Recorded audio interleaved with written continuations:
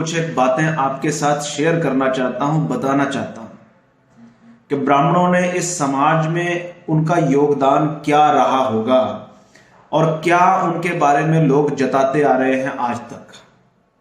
क्या आप चंद्रशेखर आजाद जैसे ब्राह्मण को नहीं जानते? क्या आप दामोदर सावरकर जैसे ब्राह्मण को नहीं जानते? क्या बाल गंगाधर तिलक जैसे ब्राह्मण के बारे में किसी को कोई जानकारी नहीं है?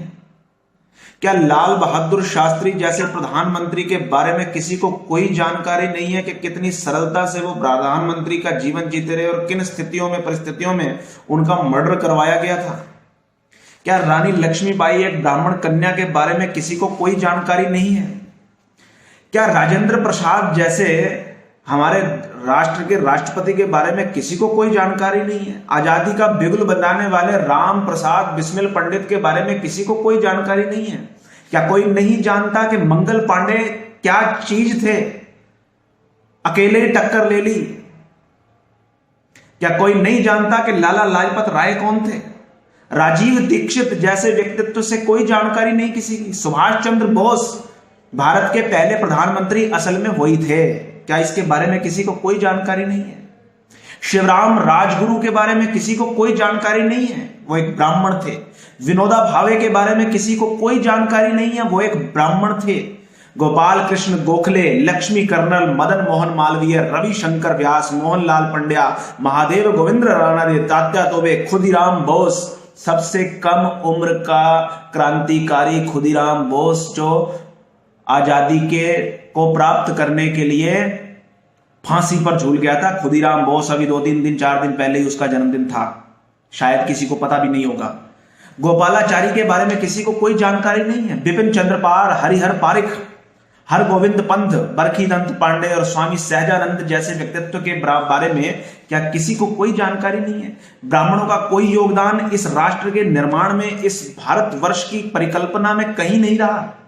अरे मित्रों, दान देने पे आए तो दधीची बन जाता है ब्राह्मण, अपनी हड्डियों का भी दान कर देता है। अरे दान लेने पे आ जाए ब्राह्मण तो सुदामा बन जाता है, परीक्षा लेने पे आ जाए तो भृगु बन जाता है, भगवान की भी परीक्षा ले ले। अपने तपोबल पे आ जाए तो कपिल मुनि की तरह मुनि बन सकता है ब्राह्मण। अहंकार को दबाने पे आ जाए तो अगस्त मुनि बन जाता है ब्राह्मण। धर्म को बचाने पे आ जाए तो शंकराचार्य बन जाता है ब्राह्मण। और अगर नीति को अपनाने पे आ जाए तो चाणक्य बन जाता है। नेतृत्व करने आया तो अटल बिहारी वाजपेयी बन जाता है ब्राह्मण। बगावत करने पे आए तो मंगल पांडे बन जाता है ब्राह्मण। क्रांति पे आए तो चंद्रशेखर आजाद जैसा व्यक्तित्व बन जाता है। और अगर संगठित करने पे आ जाए समाज को तो केशव बलिराम हेडगेवार बन जाता है ब्राह्मण। संघर्ष करने पे आए तो वीर सावरकर बन जाता है ब्राह्मण। निराश हुआ तो नाथूराम गोडसे बन जाता है ब्राह्मण। क्रोध में आया तो परशुराम बन जाता है ब्राह्मण। हमें कोई जानकारी नहीं इस ब्राह्मण समाज की। मैंने कुछ एक नाम लिए हैं। केवल मात्र मंदिर में घंटा बजाने वाले ब्राह्मण को, घंटी बजा करके समाज को जागृत करने वाले ब्राह्मण को अपमानित करने के अलावा भी कोई काम किया करो।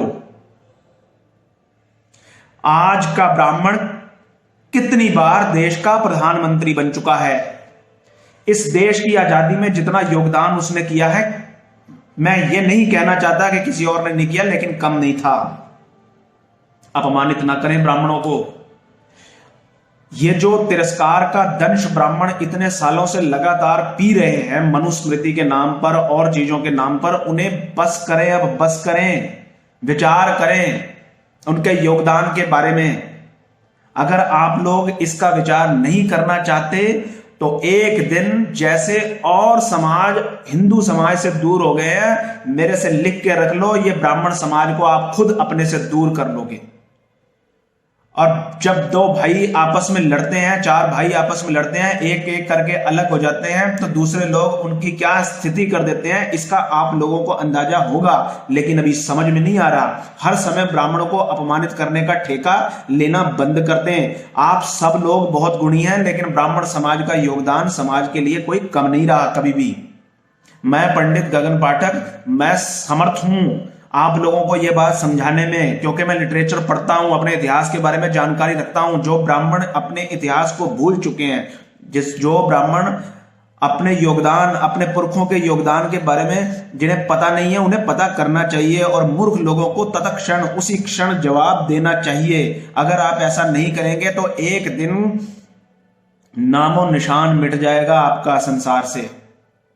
और ये लोग चुटकुले बना बना करके आपको अपमानित कर करके जो दंश आपको, जो कांटे आपको चुभाते रहेंगे, वो कांटों से ये समाज विच्छेदित हो जाएगा।